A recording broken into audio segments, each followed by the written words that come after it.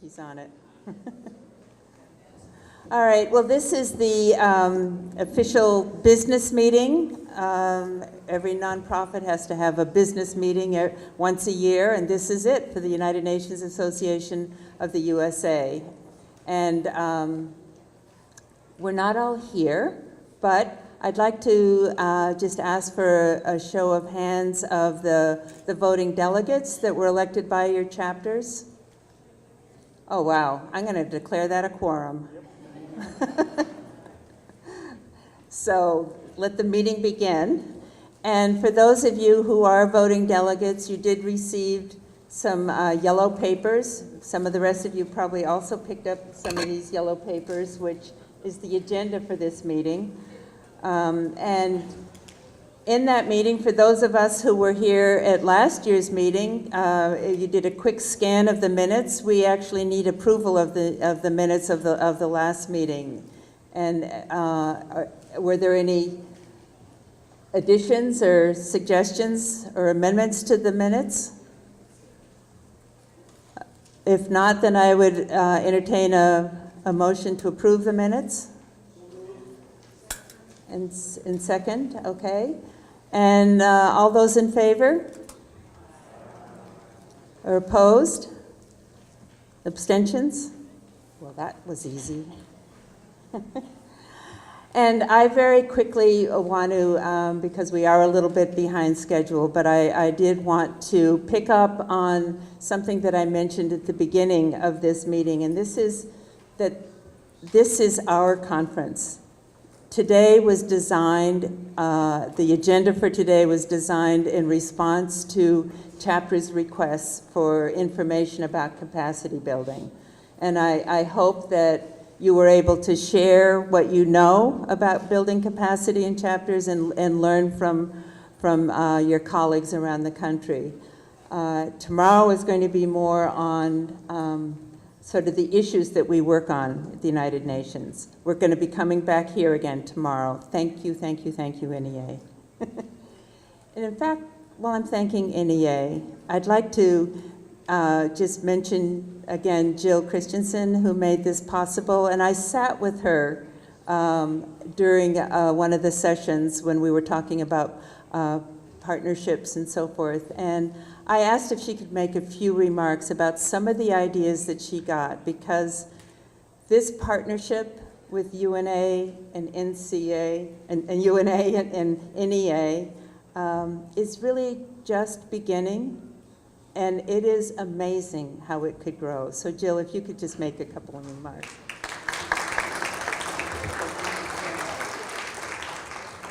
Early stages of many, many, many discussions that Karen and I have had over years. And what I have to say is that it's highly impactful for me to be here today. I've been so excited that you're here within NEA, you're giving your energies and exchanging ideas and resources. And that really is what it's all about. You know, because I too sometimes feel like I'm the lone island that is speaking as an interculturalist and internationalist.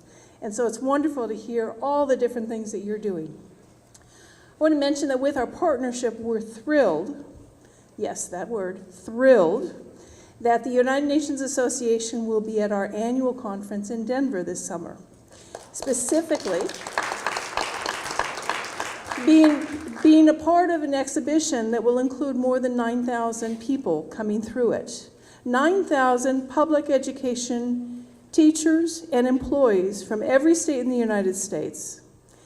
Truly, truly, I think it's a chance for UNA to be impactful this summer, and look forward to then our ongoing discussions on how we take Global Classrooms Model UN, share it further with our members, but also our student members, people preparing to be teachers, 80,000 of them in the United States. I think really, and they're organized on college campuses, I think there's a lot of room for partnerships and where we take these partnerships.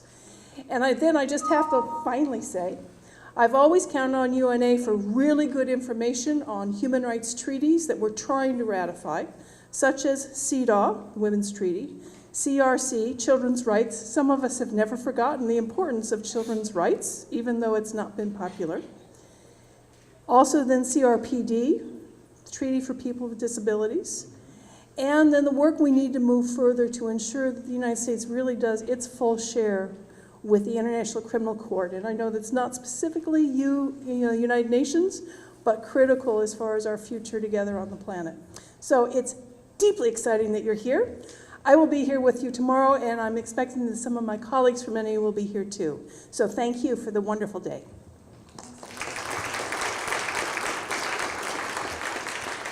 Thank you, Jill. And what an example of a good partnership at the national level, but they're all over the country. And so it is possible because they will hear from National NEA about this national partnership with UNA. And so that's kind of like free license for you to go to the NEA groups in your local associations. And so we'll be getting some more information about that. But thank you so much, Jill. And I also wanted to, in the context of this is your conference, revisit this sort of blue book. It's blue because the lettering is blue. It's our big blue book. And it's thin this year because it shows some of the categories of best practices. And we've all been hearing from each other of some of the successes that each other has had in doing fundraising ideas and organizing events and doing outreach to young people and Gen UN and Model UN. And we would like to inspire you to brag about yourselves and let us know about your best practices. And on the first page of the book, there, if you want to do your very best practice, to write it out and leave it at the registration desk. We're going to send it out electronically, perhaps as a SurveyMonkey tool, and encourage you to send us other best practices so that we can begin to collect these. And as Laura said this morning, or Shante or me, one of us said this morning that this is going to be available online. And in addition to the toolkits that have been prepared by staff, they're going to be best practices that are prepared by chapters. And so that is something a little bit new, and it's in large part to the national staff encouraging us to do this, and to the steering committee that has picked up on this idea. So go home, brag about your best practices, and let the rest of us know. And that's about all I'm going to say as part of the chair's report. And I want to turn it over again to Chris Whatley for the executive director's report. Thanks, Karen. I did my sermonizing in the morning, so I'm going to keep this far more brief. I first of all just want to say I'm really grateful that we have this many people in the room.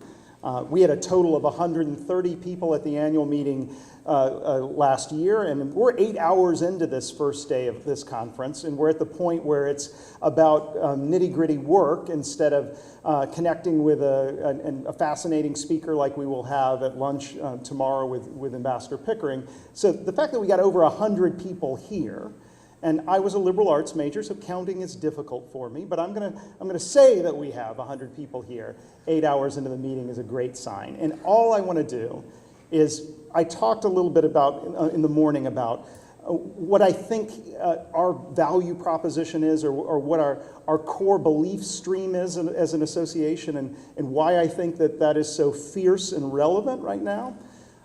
But we got a lot of work to do. What I want to do is, as staff, unveil to you a few of the core points of work priorities, things that we have discussed in much greater detail with our steering committee, but are core priorities based on the inputs that we get from individual chapters, from our steering committee, from lots of different sources for thinking about the year ahead. All right, if I can get this to work here.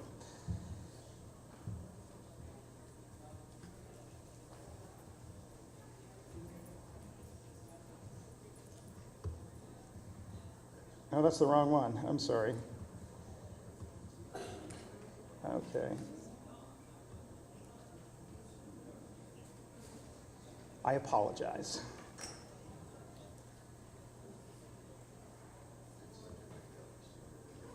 That's right.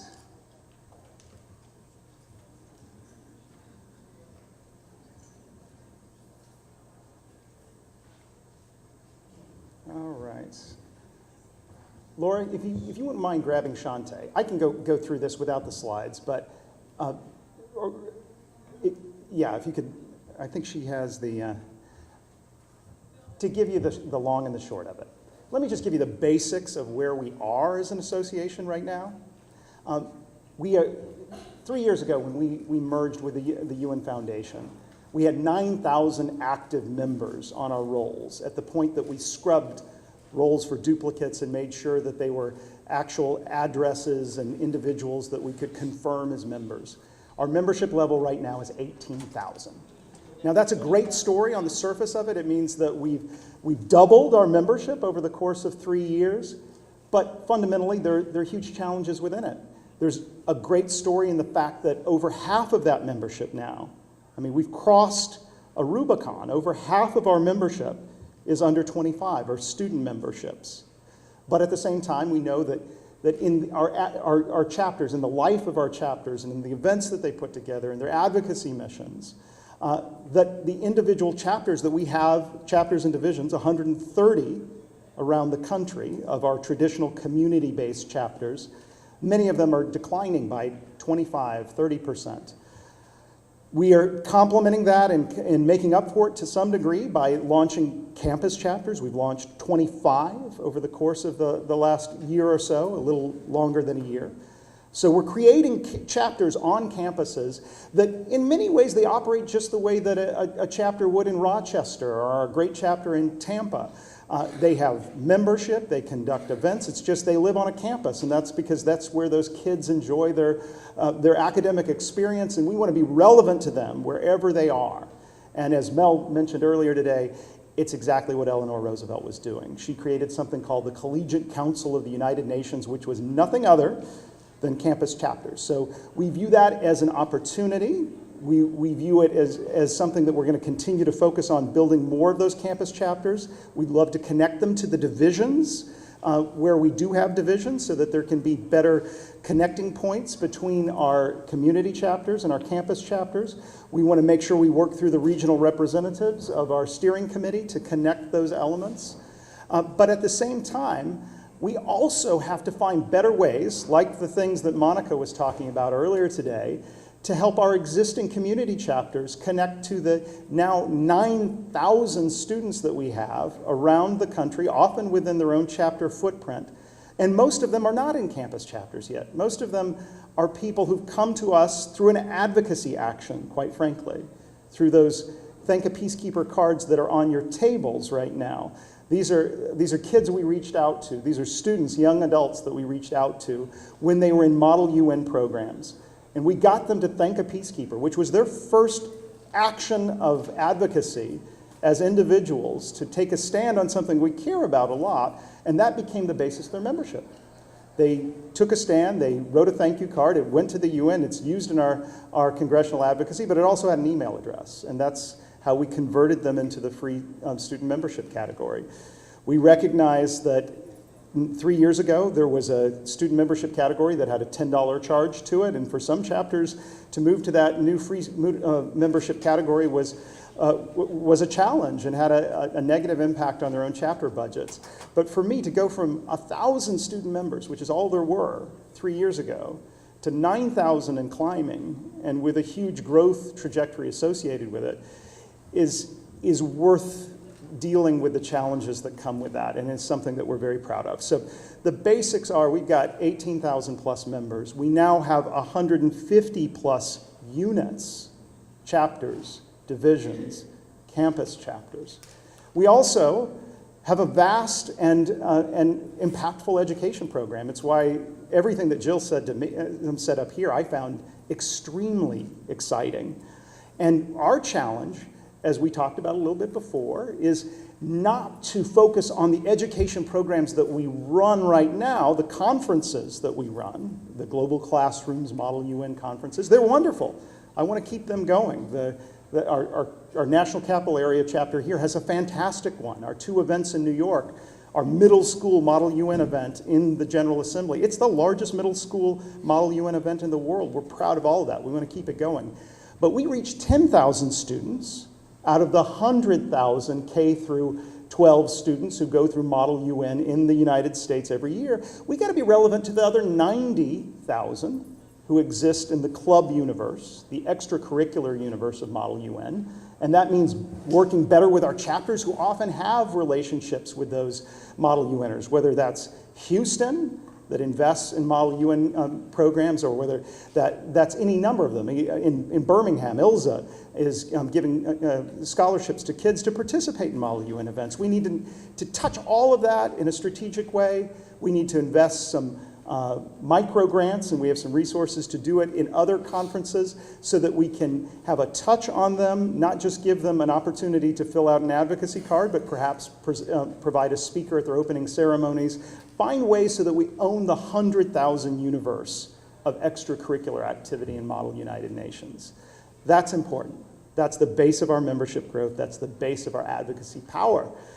But we have this broader challenge of trying to create a new generation of global citizens, of trying to integrate these great value streams that the millennials already have now, but expand upon that and make that natural affinity for global engagement a far deeper and richer experience for millions of kids. And to do that, it means taking Model UN, which has largely existed as this extracurricular activity, this thing that you spent hours and hours learning complex procedure, and then you went off to a conference at great expense to your family or to your school, and you invested all of this time, and then you became a Model UN delegate.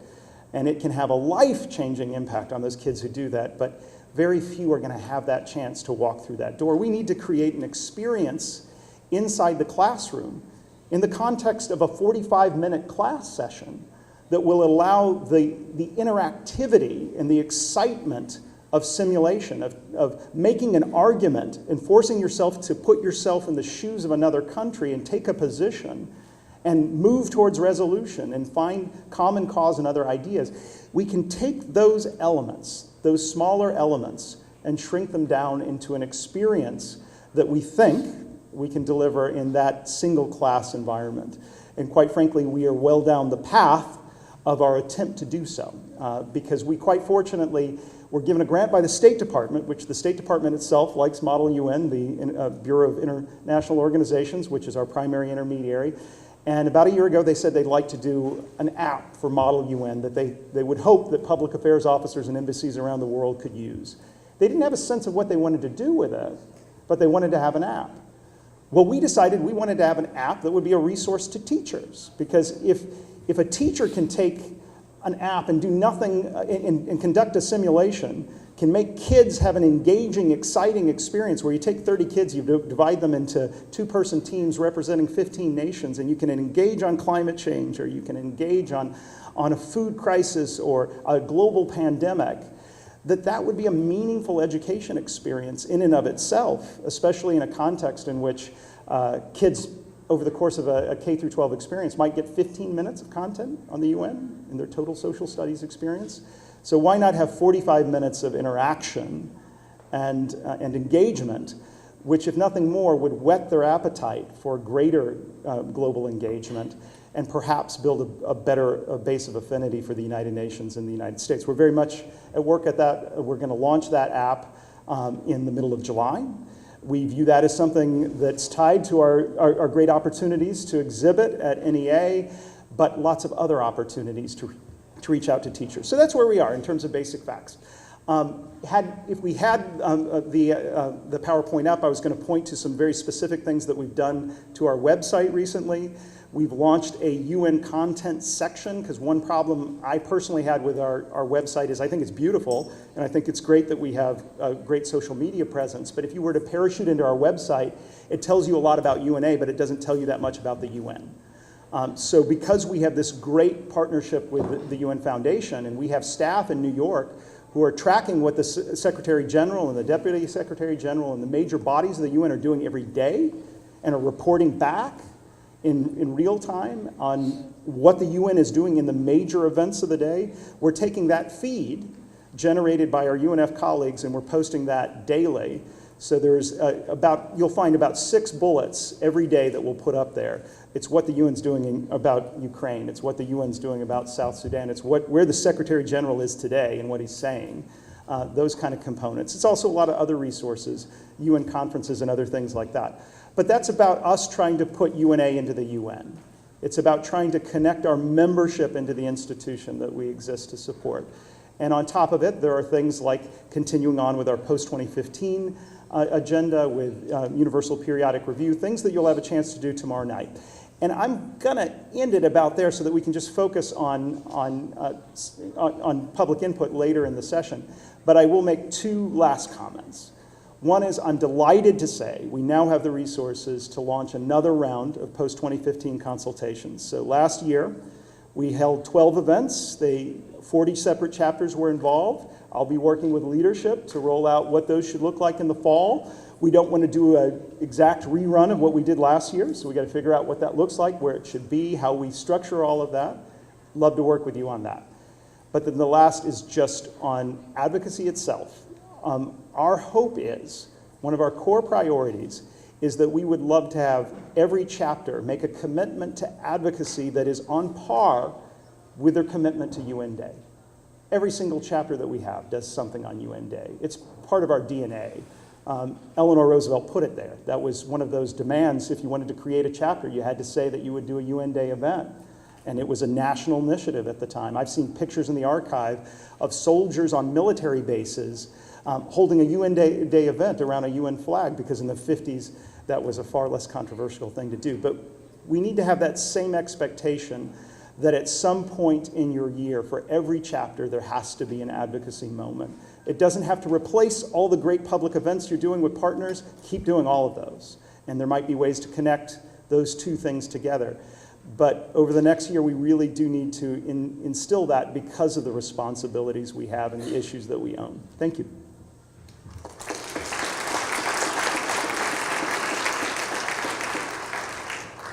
I'm so lucky. I get to hear him regularly when I go over to the USA office. So the next item on our agenda, but I actually, before moving to that, to reinforce the issue of advocacy, I told the steering committee last night that my parents never gave me a middle name, and if I were to choose one, it would probably be advocacy. It sounds a little strange, but it is something that I think is so important, and it is something that can be integrated into almost everything we do. We could have had a letterhead on the tables and to write a letter to Congress about any meetings that we have, any of our committee work. So the advocacy really is important, and Herb chairing our advocacy committee has done a great job, and so if we're not doing it, it doesn't get done, and so it's an important task. The next item on our business meeting, this is still a business meeting, is the approval of some amendments that the steering committee is recommending to our standard operating procedures. I see a lot of yellow paper on the tables, and this is something that our voting delegates are going to be asked to vote on. And if any of you want a copy of this, there are additional copies out on the table out that door. But they're really, most of them, very simple adjustments to the standard operating procedure. And on the top page of this, the first change is no actual change to content, but just rearranging some of the sections so they're in a more logical order. And then there are some additional content changes, mostly just to clarify the qualifications of who serves on the CCR nominating committee, clarification who serves on the qualification to serve on, it's a separate part of clarification on who serves on the nominating committee. And then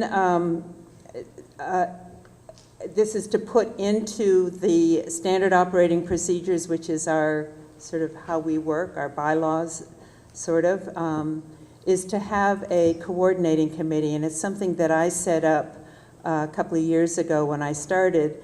We have an executive committee, but it's just 3 people, wonderful people.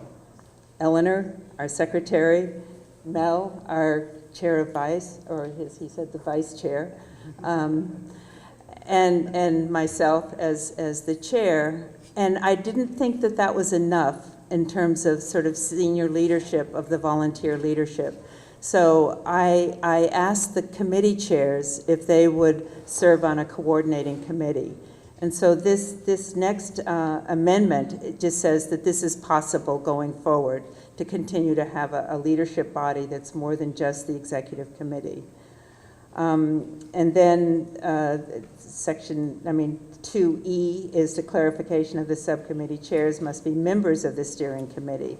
But we encourage other people to serve on those committees. Not all of the members of the committees need to be on the steering committee, but the chair should be.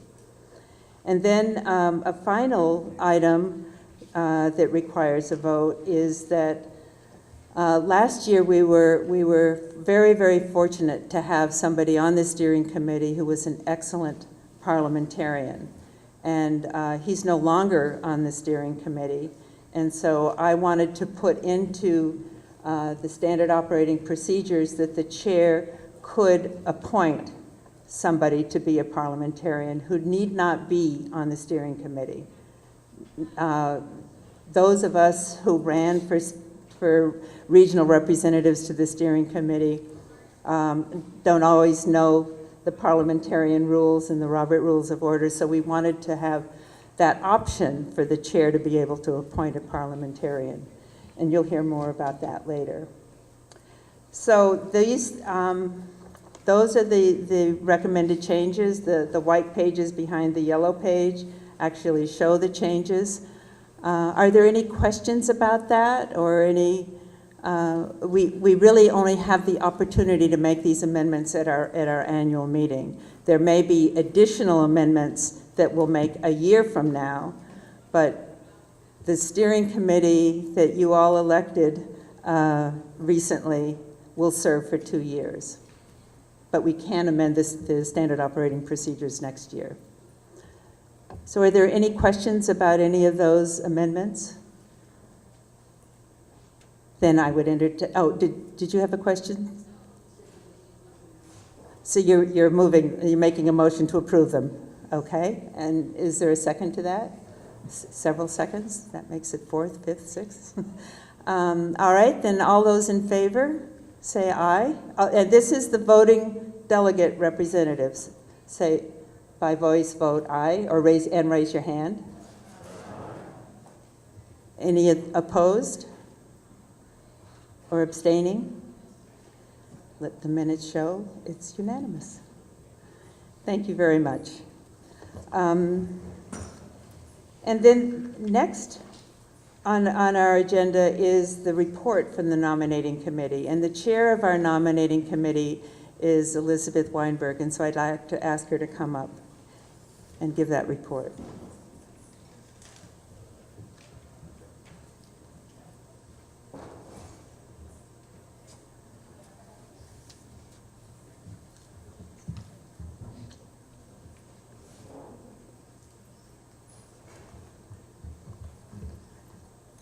Thank you, Karen, and hello, everyone. Always have to step on my tippy toes. This one's not too bad. Okay, so I would like to just present the nominating committee report for the CCRSC. We have elections of the CCRSC every 2 years and elect representatives to represent the chapters and regions nationwide. Our election cycle for 2014 ran from January to May for the representatives to serve on the 2014 to 2016 term. And the election results were announced on May 19th. There was a runoff election following that, and there was one candidate to determine one candidate for the national region. Well, first, I just want to take the opportunity to thank the nominating committee, which was an incredibly participatory committee. Everyone worked really hard, and also to thank National and the CCRSC and Karen and the whole team for the work on the election cycle. And really appreciate everybody's input, and we were able to meet a good timeline, and the elections we felt were successful. So. Let's see. I also wanted to thank the chapters for their participation in the elections process, and encourage more participation in the future. We did have good participation, but not as much as we would like to see. So we hope that part of the education about the CCRSC will happen over the next year, that people will become more familiar with the CCRSC, its function, and the voice that it represents for the chapters and regions nationwide. Let's see. Wanted to note the creation of a new national region, which is a really special thing. It adds a new element, basically to establish representation in areas where there are not chapters, and people who to represent who are not affiliated or not yet affiliated with chapters. And this is comprised of many of the youth representatives, genuine and global classroom participants. So it's a pretty exciting thing, and will bring a lot of new components to representation in the Council of Chapters and Regions. There was also a marked increase in YP representation and from our last election. So we have a fairly wide YP representation now, and we're happy to see that as more youth are coming into the organization. We still have 2 open seats for the Northwest region, and so in the future term, then the CCRSC and the nominating committee can seek replacements or to people to fill those positions. So this is now the moment of truth. The moment you've been waiting for, the announcement of the representatives of the CCRSC for the 2014 to 2016 term. And we have 11 continuing representatives who are serving, and I'm going to announce the names, and then afterwards would ask all of them to stand.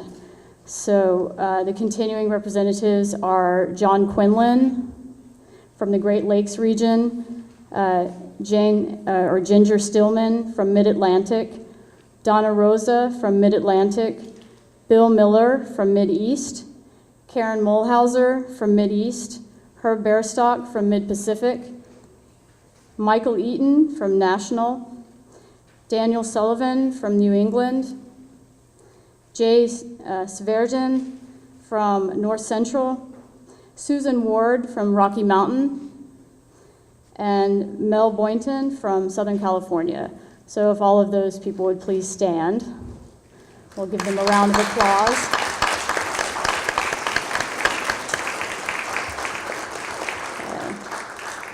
And then I'll continue to announce the newly elected representatives. There are 17, and then if those people could also stand.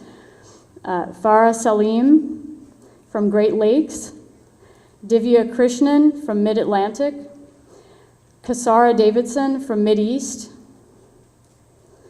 Rashida Habiwala from Mid-Pacific, Rita Moran from Mid-Pacific, Ahmad Abdullahi from National, Alexandria Faiz from New England, Robert Haller from North Central, Zuza Boli, Rocky Mountain, Nelda Reed, South Central, Honorable Teta Banks from South Central, Michelle Geigel from Southeast, Isis Clemente from Southeast, Rebecca Snyder, Southern California, Judith Harris, Southern California, Mel Boynton, oh, excuse me.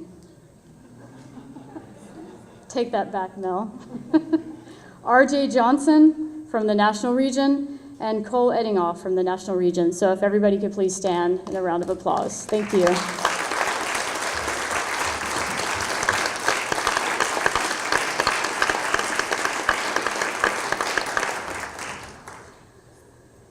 So just like to welcome all of the CCRSC representatives for 2014, 2016, and wish you great success and peace.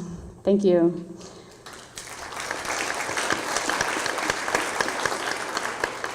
And then we're also going to approve the CCRSC officers. So in the standard operating procedures, it designates that the nominating committee select a slate of officers to serve on the CCRC. There are 3 positions: the chair position, vice chair, and secretary. And we accepted nominations through June 2nd, and the nominating committee selected a slate for the 3 positions: Karen Mulhauser as chair, Mel Boynton as vice chair, and Donna Rosa as secretary. We do want to thank Eleanor Dwight for her service as a secretary. Thank you, Eleanor. We have, you should have all of the bios, CVs, and their statements. They were circulated and they're part of the yellow pages that you have in your packet. So we're going to request a voice vote among the voting delegates. And so I will ask all in favor of the approval of the CCRSC officers. Please say aye and raise your placards. Okay. Okay, all opposed? And any abstain? Okay, so it looks like it is unanimous.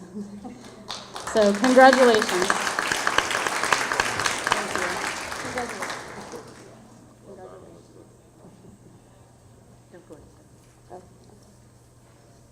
Well, now that I am both the recent past and the current chair, in my capacity as chair of the CCR, I'd like to appoint Elizabeth Weinberg as my parliamentarian. So,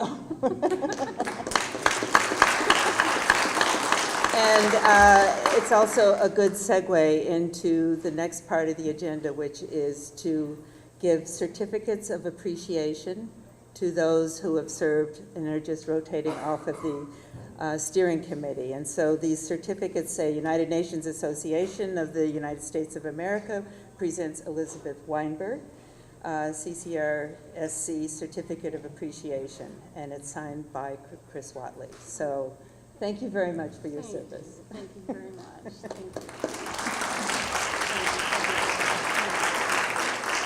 And there are several others of you who are rotating off. Either mostly you just chose to not run again because you've had years of service. And so I'd like to ask all of you to come up, and the vice chair is going to hand you the certificate as I read off your names. And not everyone is here, but they each have a certificate. So Bill Haas, Matt Corso, Elsa Diallo, Diasolo,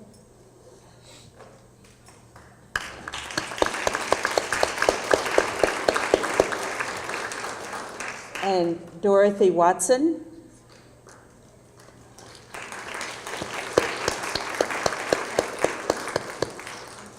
She's over here. And Hector Javier, Olga Widener? Olga, wait, this is getting your exercise now. And Lathan Nehru, who is not here, but Bill Matthews is eagerly waiting for his.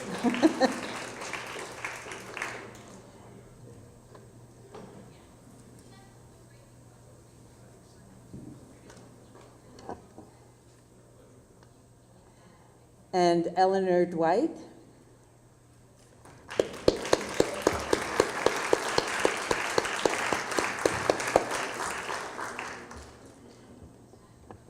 And Trevor Tate, and Gus Feisel, Paul Clark, none of them are here, and David Tuckman, who's also not here, and Chris Finnessy, the past parliamentarian, Alma Morrison, who preceded me as chair of the CCR, and Carol Connors, who was ex officio as part of the COO. So it's been wonderful serving with all of them, but I have to say I'm very excited about the new steering committee. We met last night. We'll meet again this evening. And again, there's new energy, there's new ideas, and it's going to be a great couple of years with the steering committee. So thank you all for agreeing to serve in this capacity. So the next is Laura here, or are you going to be talking about the membership? Yes.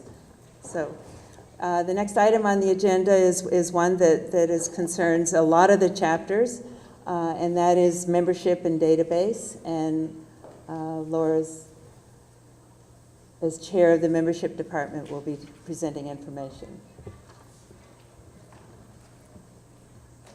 Thank you, Karen. Very quickly, I just want to thank all of you for coming today. I know that you've been thanked often, but I say that particularly because I know that you all are constantly fighting the good fight when it comes to membership, and we may not always be making that easy for you.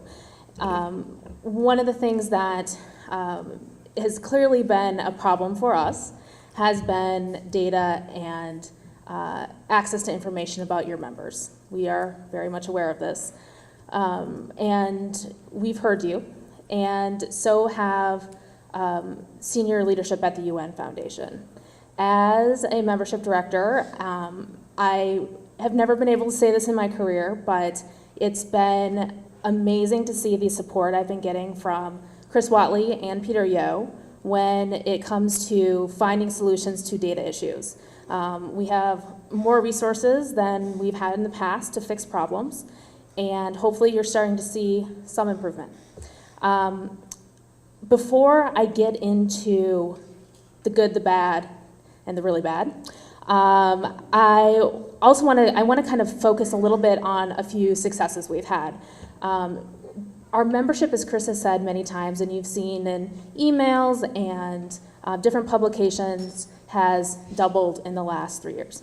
That's a good achievement. We should everyone in this room should be proud of themselves. But unfortunately, some of that membership growth has come at a cost, and our paid membership is starting to decline, and that's a concern. So we are actively looking for new ways to increase that membership base that is so important, especially to chapters. We've done a lot of research about emerging demographics, and it is clear that the next big push that we as an organization need to take is to start looking at baby boomers. There are more people retiring now in the US than ever before. They are people that are highly educated, that have been dedicated to their careers, and are looking for new places to put energy.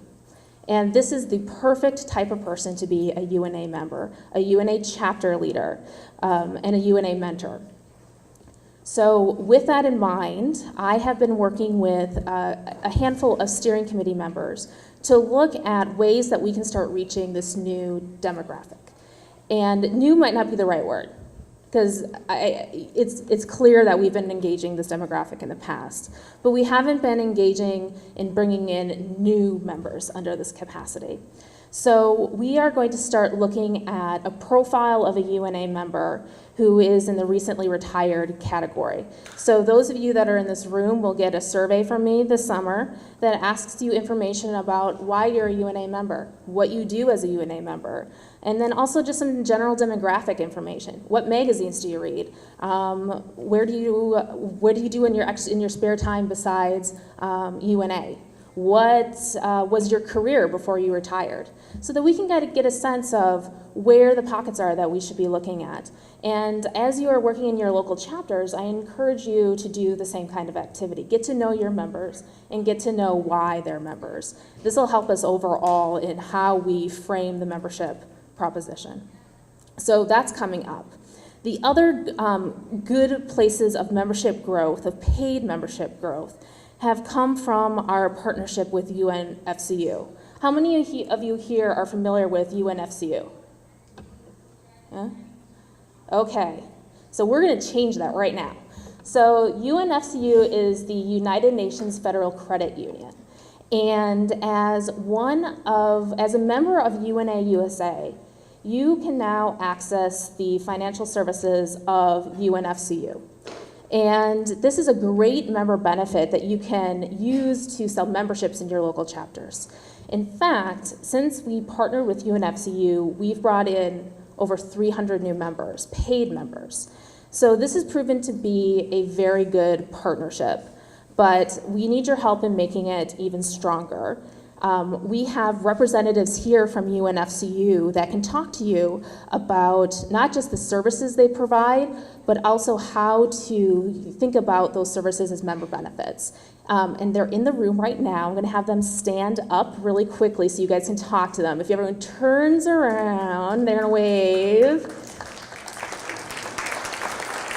And they have been instrumental in bringing this partnership together, and we are very happy that we are continuing this relationship and moving forward. They actually have space, a table reserved near the escalators on the mezzanine level, so I encourage you to go and chat with them at some point tomorrow on your way out today, because they have some amazing products and some things that should help you in your chapters as you think about the membership value proposition. The other big membership thing that we are going to do is try and look at individuals that have the ability to purchase lifetime memberships. After working with some of our members, we've realized that those that are lifetime members become lifetime members because of one or two reasons. One, they become lifetime members because they want to show their support of the UN. They want to be a lifetime supporter of the UN.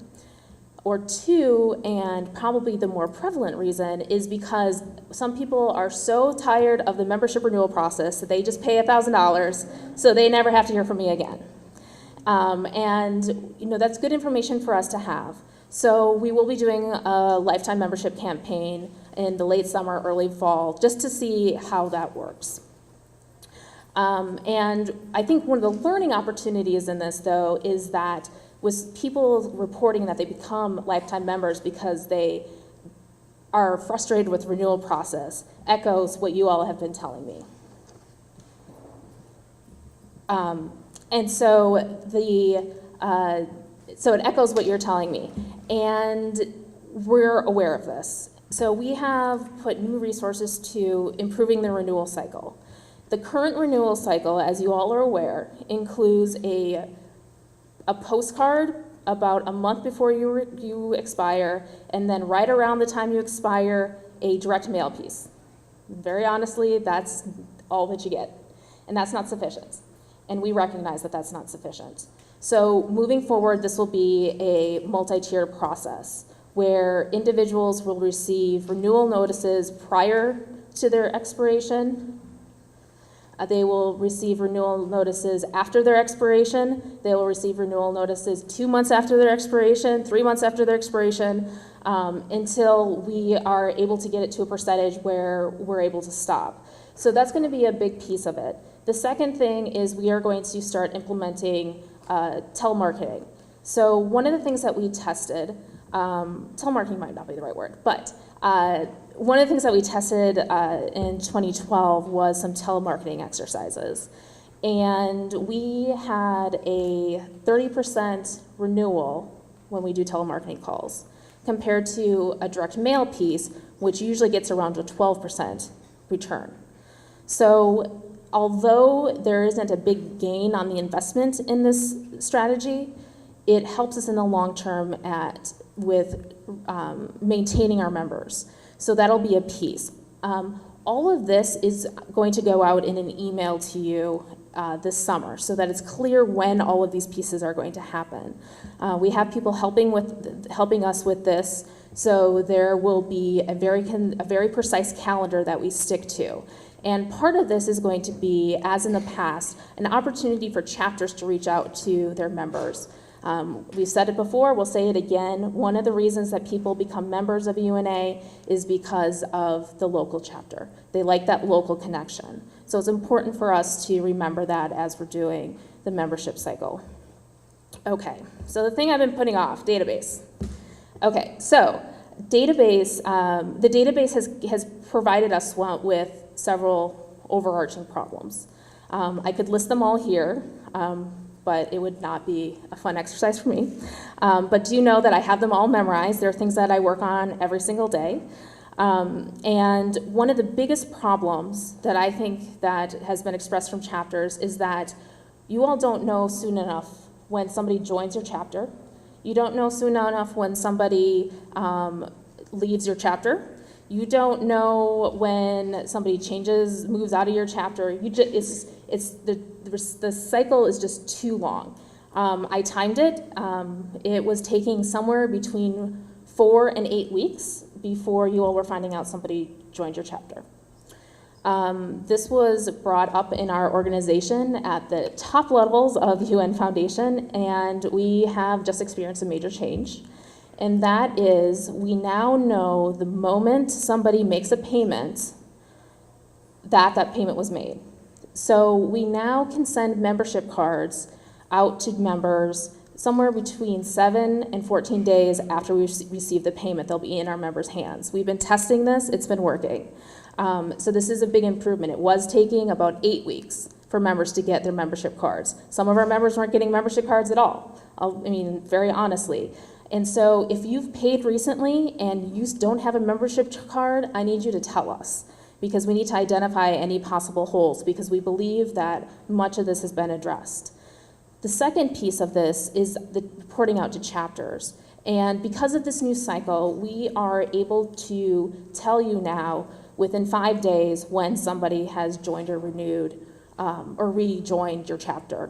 So starting later this month, every chapter will get a weekly report from us that will list all of the members that renewed their membership, all of the members that joined your chapter, and all of the members that rejoined your chapter. So it'll be listed in 3 categories.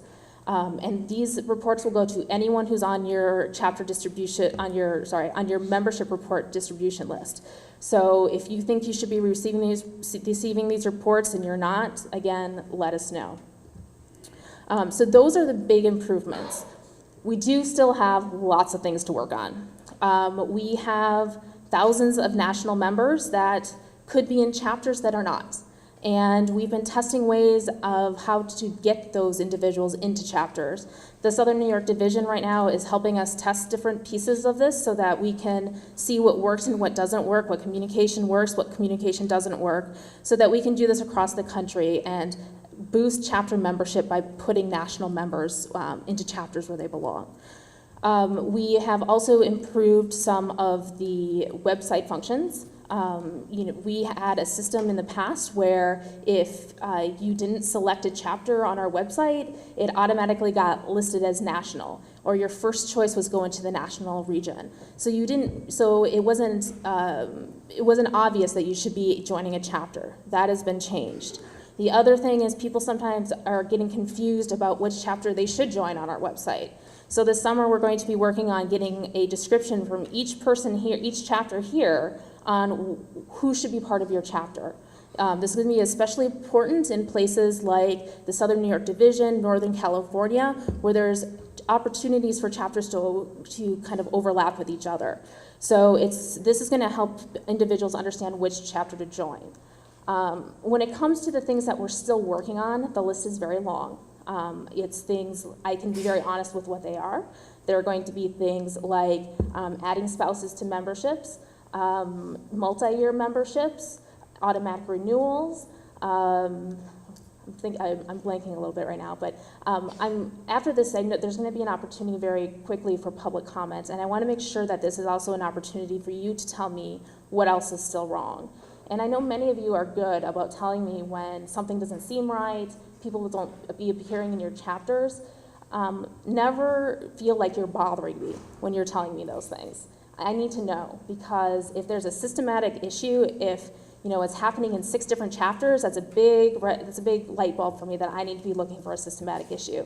If I hear from just one person, I'm going to assume that it's just a one-off problem. So if you see problems, if something doesn't seem right, I encourage you to tell me. You can email me, you can email Chris, you can email anyone on my team. And just to be clear, who all is on my team? So it is me, who you all know, Monica Johnson, who you heard from at lunch, Chanteclaire Lantos-Sweat, who you heard from even earlier during breakfast, and then Wes Rogerson, who you met during registration. And we all sit right next to each other, so you email one of us, you're emailing all of us. We talk and are constantly in constant communication, trying to make sure that we're responding appropriately to issues. I know that it's not perfect, and I know that we still have work to do, and I need you to continue to tell me when things don't seem right. I apologize that it seems like a slow process, but hopefully things will move faster because of the support that we're getting from Chris and from Peter Yo and the foundation. So thank you very much for your patience with this process, and please let me know what else we need to be doing. Thank you.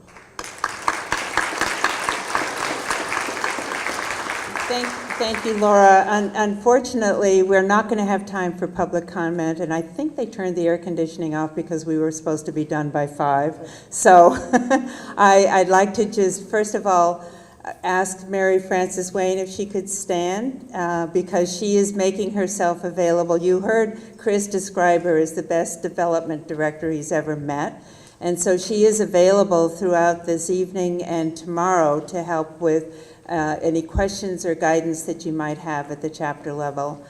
And with that, our business meeting is adjourned, and our next item of business is to party.